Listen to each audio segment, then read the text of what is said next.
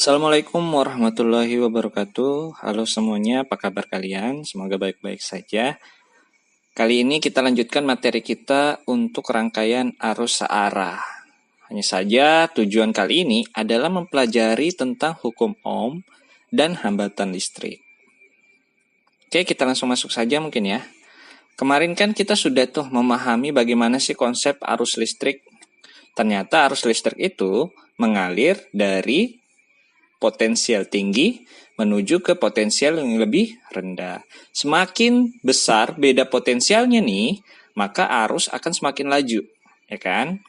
Nah, sekarang kita akan membahas tuh tentang apa sih itu hukum Ohm. Jadi tujuan kita hari ini adalah pertama, menjelaskan konsep hukum Ohm.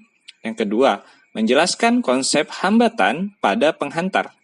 Yang ketiga, menghitung nilai hambatan pengganti. Nah, ada 3 tujuan nih yang akan kita pelajari. Berarti ada 3 topik yang akan kita bahas pada hari ini. Yang pertama adalah hukum Ohm. Yang kedua adalah konsep hambatan. Dan yang ketiga, mencari nilai hambatan pengganti. Oke, next. Kita langsung masuk ke Ohm. Ohm itu adalah nama ilmuwan fisika. Nama lengkapnya adalah Georg Ohm. Beliau lahir pada tahun 1789 sampai 1854.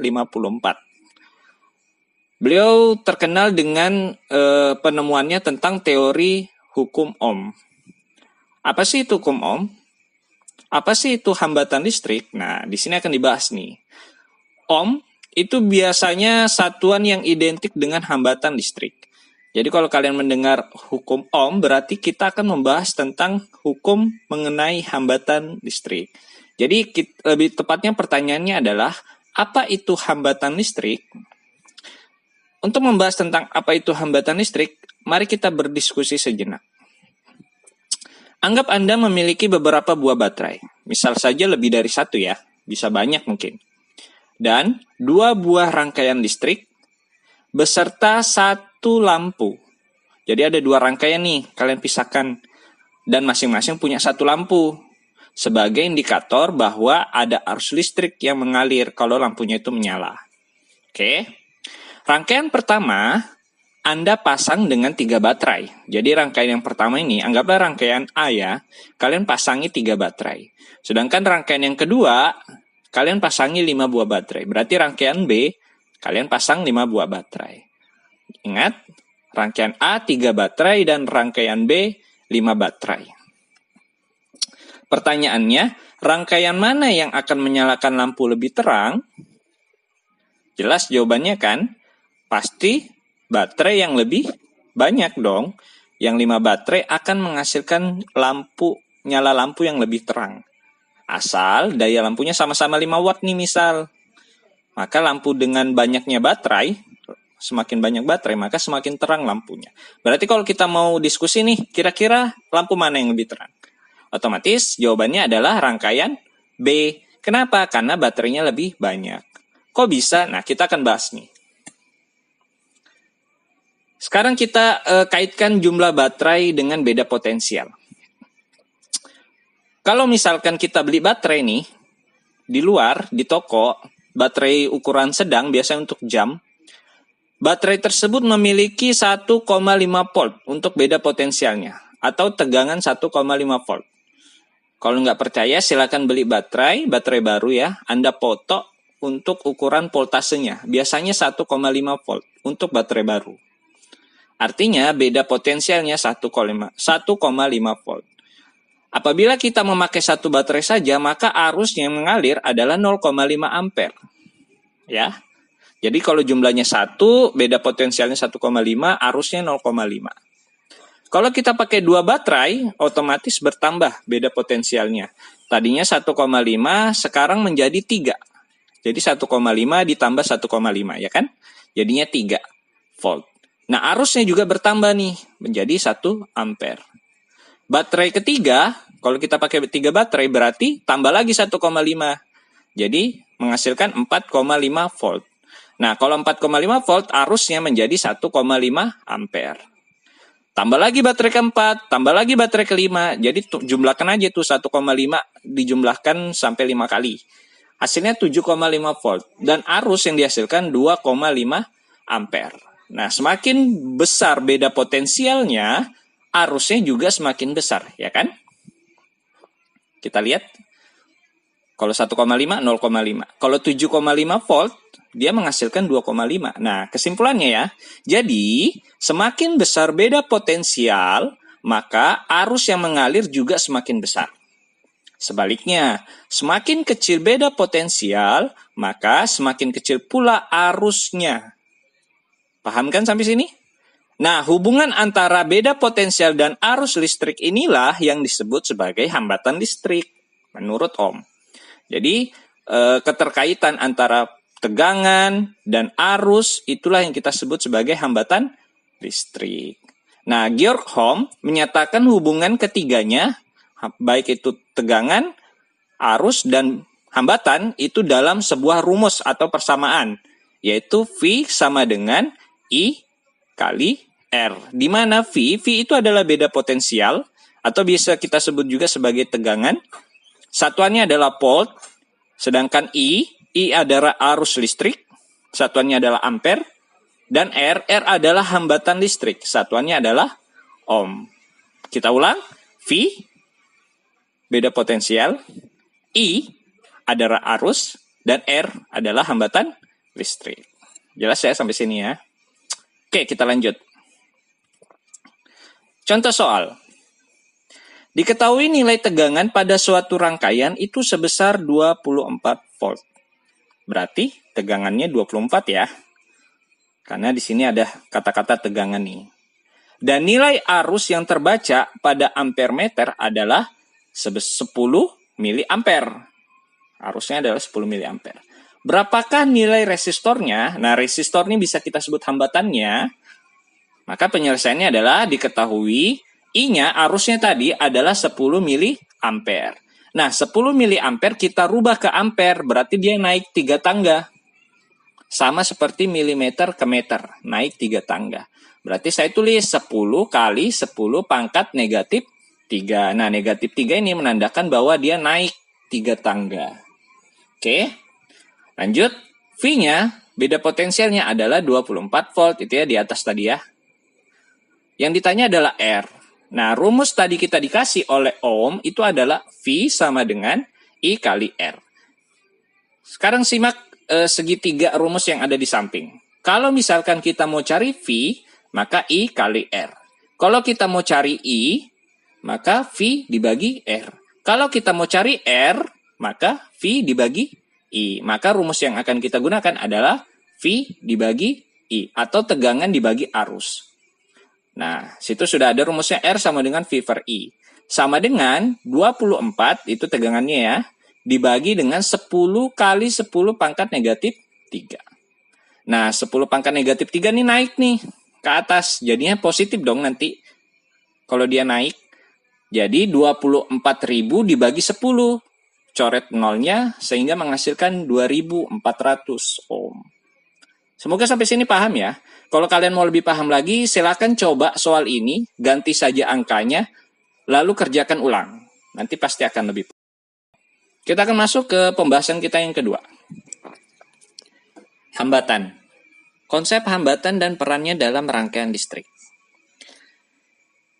Arus listrik yang terlalu besar itu dapat mengakibatkan peningkatan suhu yang menjadi panas pada sebuah rangkaian atau komponen listrik. Kalian pasti pernah dong, entah komponen atau peralatan listrik di rumah gitu yang terbakar gara-gara mungkin konsleting atau mungkin tersambar petir. Nah, ini adalah contoh arus listrik yang masuk secara berlebihan. Jadi kalau arus listrik itu masuk secara besar atau berlebihan, maka dia dapat menyebabkan panas yang mampu merusak komponen elektronik, ya. Nah, sehingga nih perlu adanya penahan atau penghambat aliran listrik agar arus yang mengalir itu menjadi stabil dan tidak menyebabkan kebakaran pada rangkaian listrik. Nah, ini yang kita sebut sebagai hambatan listrik. Makanya namanya hambatan, karena fungsinya adalah sebagai penghambat listrik. Kalau dalam lalu lintas mungkin lebih tepat namanya adalah eh, rambu lalu lintas. Nah, kalau di sini namanya hambatan. Supaya apa? Supaya tertib nih listriknya, biar nggak masuknya terlalu besar. Next. Nah, resistor atau hambatan listrik, jadi bisa disebut juga sebagai resistor ya, ini hambatan. Biasanya terbuat dari benda-benda yang lebih sukar atau lebih sulit dialiri listrik. Jelas, fungsinya aja penahan. Fungsinya penghambat. Ya jelas dia diperlukan dari bahan-bahan yang memang sukar dialiri listrik nih. Supaya listrik itu lebih terhambat, lebih pelan untuk masuk ke dalam komponen elektronik. Seperti misal ada karbon, silikon, kaca, dan lain-lain. Banyak nih. Dan setiap bahan itu memiliki hambat jenis yang berbeda-beda. Coba cek tabel di sebelah ya. Di sini ada nama bahan. Pertama ada konduktor. Ini biasa bahan yang sukar dialiri listrik, tapi lumayan bagus ya kalau sudah konduktor tuh baik dalam pengantaran listrik. Contohnya perak, tembaga, emas, aluminium, tungsten, besi, platina, dan nikloren. Nah, kalau misalkan yang agak sukar nih, biasa yang dipakai nih adalah karbon, germanium, dan silikon. Kemudian yang agak sulit, yang paling sulit mengantarkan listrik itu adalah kaca dan kuarsa. Nah, ini adalah jenis-jenis hambatan yang biasa dipakai dalam komponen elektronik ya. Kemudian ada nih beberapa faktor yang mempengaruhi hambatan. Jadi kita ini bisa menciptakan hambatan itu menjadi besar atau bisa menciptakan hambatan itu menjadi kecil. Faktor-faktornya apa saja? Nah, simak video berikut. Oke, berikut adalah faktor-faktor yang mempengaruhi hambatan nih. Kita misalkan saja hambatan ini sebagai sebagai rambu lalu lintas ya, atau sebagai jalanan deh. Kita anggapnya seperti itu. Faktor yang pertama yaitu panjang kawat atau panjang dari hambatan ini. Semakin panjang kawat tersebut, maka semakin besar hambatannya. Analoginya gini. Misal ini adalah jarak A dan kota B. Kalau dia dekat nih, kalau jaraknya pendek atau panjang dari kawat ini pendek, maka cepat nih A ke B dalam hitungan detik bisa sampai. Beda kalau misalkan jaraknya itu jauh atau kawatnya itu panjang, maka butuh waktu lama nih perjalanan dari A ke B. Maka makin banyak hambatan yang akan dilaluinya selama dalam perjalanan. Ya, jadi semakin panjang kawat nih, maka semakin besar hambatannya, atau semakin lama listrik ini akan sampai ke ujung yang satunya. Gitu ya. Jadi panjang kawat yang pertama. Ini L kecil simbolnya. Yang kedua adalah luas penampang dari kawat. Ibaratnya gini, kalau kalian masuk gang sama di jalan umum yang besar, mana kira-kira yang lebih laju? Di mana kalian akan mengendarai sepeda motor lebih laju? Apakah di gang atau di jalanan? Jelas, yang lebih luas dong yang kalian gunakan untuk laju. Kalau dia semakin sempit, maka dia akan semakin pelan nih jalannya.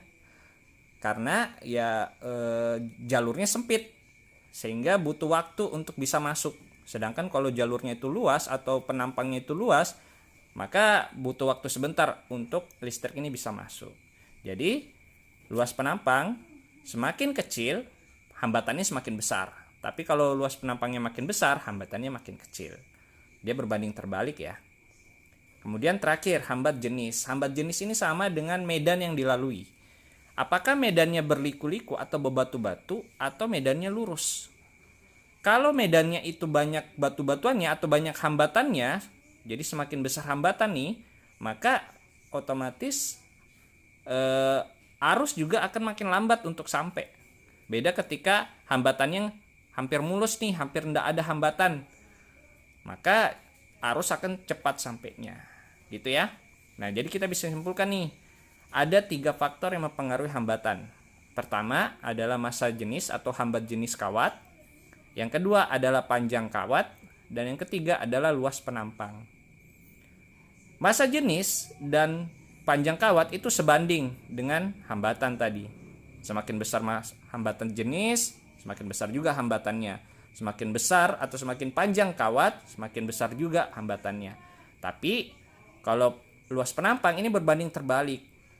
Kalau luas penampangnya kecil, maka hambatannya besar. Kalau luas penampangnya besar, hambatannya yang kecil. Maka terciptalah rumus seperti ini. R sama dengan rho L per A. Oke. Nah, ini ada sebuah contoh soal nih. Sebuah kawat aluminium yang memiliki panjang 20 cm. Nah, panjang kawatnya berarti 20 ya. L-nya 20 cm. Dan luas penampangnya adalah 2 kali 10 pangkat negatif 4 meter persegi. Ini adalah luas penampang. Bagaimana kalau luas penampangnya belum diketahui? Ya kita cari. Luas penampang kan tuh ada 2 tuh rumusnya. Kalau enggak persegi panjang, dia pasti lingkaran tuh. Kalau persegi panjang, panjang kali lebar. Kalau lingkaran, VR kuadrat. Nah ini kebetulan dikasih tahu nih di sini. Luas penampangnya adalah 2 kali 10 pangkat negatif 4 meter persegi. Jadi nggak usah dicari lagi. Jika diketahui hambatan jenis aluminium adalah 2,82 kali 10 pangkat negatif 8 ohm meter, tentukan besarnya hambatan listrik yang dimiliki oleh kawat tersebut. Oke, kita langsung ke pembahasan. Nah, kita jawab ya. Tadi kan ada aluminium tuh yang panjangnya 20 cm. Berarti kita tulis dulu nih, diketahui panjang kawatnya adalah 20 cm. Jangan lupa ubah ke dalam meter, berarti 20 kali 10 pangkat min 2 meter. Lanjut. Kemudian luas penampangnya itu ada A. A-nya adalah 2 kali 10 pangkat min 4 meter persegi. Ini luas penampang ya, satuannya meter persegi. Kemudian hambat jenisnya itu adalah rho. Hambat jenisnya adalah 2,82 kali 10 pangkat negatif 8 ohm meter. Nih ya, sudah ada. Yang ditanya adalah tentukan nilai hambatannya. R-nya yang ditanya. Tadi dari persamaannya adalah R sama dengan rho L per A. Ya kan? Tinggal masukkan yang angkanya 2,82 kali 10 pangkat minus 8 dikali panjang kawat. L-nya adalah 20 kali 10 pangkat min 2 dibagi dengan A. A-nya ini 2 kali 10 pangkat min 4. Oke. Sama dengan, nah kan bisa nih dibagi nih. 20 bagi 2 kan 10. 10 kali 2,82 jadi 28,2 kali. Nah sekarang mainkan nih. Negatif 8 dikurang 2 jadinya negatif 10 kan.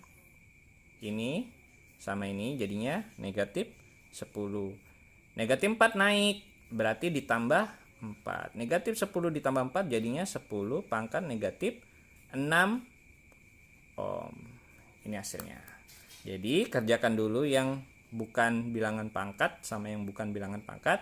Dan bilangan pangkat kita operasikan dengan bilangan pangkat.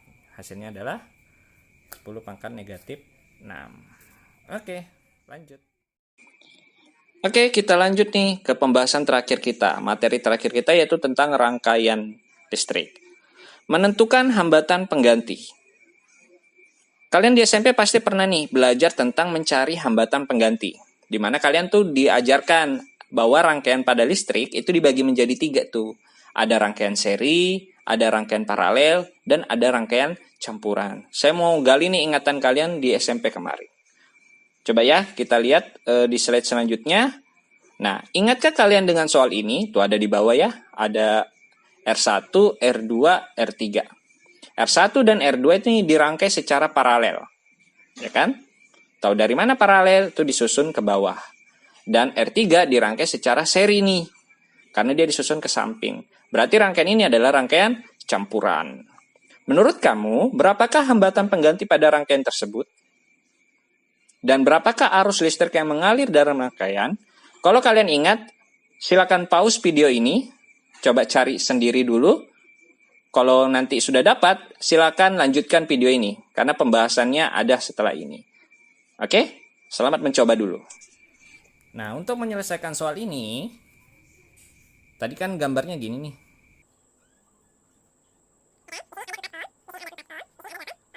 Kan kita mau cari nih, berapa sih hambatan penggantinya? Kita lihat di sini ada rangkaian paralel. Kalau rangkaian paralel itu cirinya dia disusun ke bawah ya. Ini rangkaian paralel namanya nih. Kemudian di sini ada rangkaian seri, berarti ini adalah rangkaian campuran nih. Yang harus kita selesaikan dulu adalah rangkaian paralelnya. Ini harus diselesaikan dulu nih. Cara mencari rangkaian paralel gimana? Ya 1 per RP sama dengan 1 per 4 ditambah 1 per 4 sama dengan, kebetulan nih penyebutnya sama, berarti tinggal dijumlahkan nih atasnya, 2 per 4. Kalau sudah jangan lupa dibalik. Jadi RP ini juga dibalik nih, 4 dibagi 2. Hasilnya 2 ohm. Dapat 2 ohm. Nah, kalau sudah tinggal kita serikan sama rangkaian yang paling ujung. Kalau mencari rangkaian seri itu tinggal dijumlahkan tuh. Berarti hasil dari paralelnya ini tadi RP ditambah dengan 8 ohm. Nah, tadi kan RP sudah kita dapat nih, yaitu 2 ohm. Ditambah 8 ohm, hasilnya 10 ohm. Nah, inilah rangkaian penggantinya. Rangkaian penggantinya adalah 10 ohm. Seperti itu. Nah, bagaimana kalau yang ditanyakan arus? Nah, kembali ke konsep dari hukum ohm. Kita dapat tadi hukum ohm itu adalah V sama dengan I kali R. Berarti kalau kita mau cari arus, I sama dengan V per R kan? Sama dengan, nah V-nya berapa? Ada disoalkan tadi 40 volt dibagi dengan hambatannya R-nya ini, hambatan total tadi yang kita cari yaitu 10. Jadinya adalah 4 ampere. Seperti itu. Thank you. Oke, itu saja dulu mungkin untuk materi hari ini. Jadi ada 3 materi yang sudah kita bahas. Silakan kalian kerjakan soal yang ada di tugas untuk Google Classroom kita. Silakan latihan soalnya. Kerjakan sebisanya saja, nanti langsung dikumpul saja. Ingat, kalau kalian ada kendala, silakan konfirmasi. Selamat mengerjakan dan terima kasih sudah menyaksikan video ini. Bye-bye.